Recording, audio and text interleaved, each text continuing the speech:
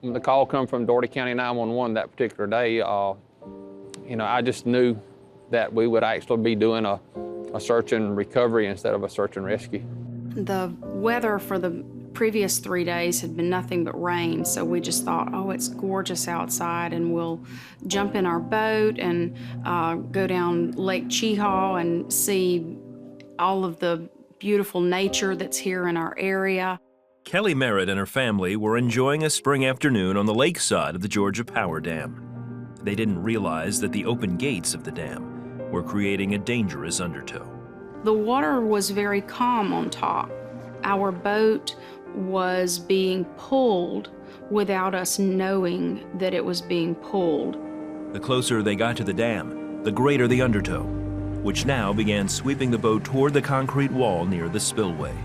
It was just sucking the boat faster and faster. We had lost control of the boat. The motor did not seem to matter anymore. The boat just smashed into the concrete wall and just dragged down the side of it. I prayed to God, and it was a horrifying feeling, like frozen panic. All of a sudden, my son decided to jump out of the boat, and he was swimming as hard as he could, but I watched him get sucked underneath the boat. And then I put my arms around my daughter, who was sitting right in front of me. As the boat was sucked through the wall, the water forced her daughter, Mazay, from her arms.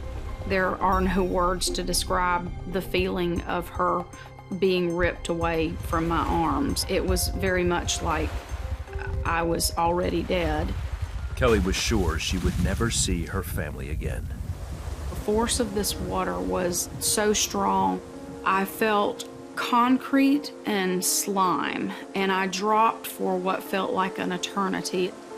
I reached up and I could feel the carpet on the bottom of the boat, and then behind me I could feel the concrete. I was pinned there, and it was a horrifying feeling. Kelly began to accept the fact that she may die.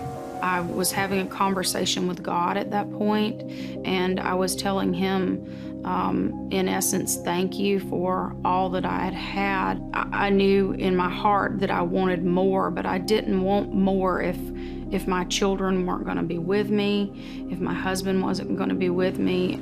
I said, Jesus, I need you to walk on water right now. I felt it literally like I don't need an ambulance, I don't need a helicopter, I don't need a life flight. I need a miracle worker. I need Jesus. Just as Kelly could hold her breath no longer, the boat rolled over, freeing her. I then was pulled towards the surface. Kelly began swimming against the swift current, trying to get to shore. Then I saw my son's head, and just a second or more after I saw the back of my husband's head, it was life, it was hope. Whenever I went over, I didn't know where the rest of my family was, and then I had like my dad grab a hold of the back of me, and at that point I felt like almost like it gave me a hope to keep trying to swim and keep trying to get up. But there was still no sign of Mazay. I was just screaming, where is my daughter? Basically, my husband and my son started running down the bank of the river. They were hollering back, she's not here. I just laid in the sand on the side of the river, and I was just screaming, I need my child. I thought at that moment that we'd lost her, and then I heard someone yell, we found her. We have her. Once torn from her mother, Mazay had dropped down the wall also and found herself alone in the river on the other side. Suddenly, a man walked up to where I was laying on the ground, and he said, ma'am, I think we have your daughter. And he had on a green t-shirt. It said John 3:16. I started following him. All of a sudden, she was just there in the path. I couldn't see even a scratch on her. Indescribable. It's indescribable. At that moment, that's when I realized that we had experienced a miracle, and we made it. We survived.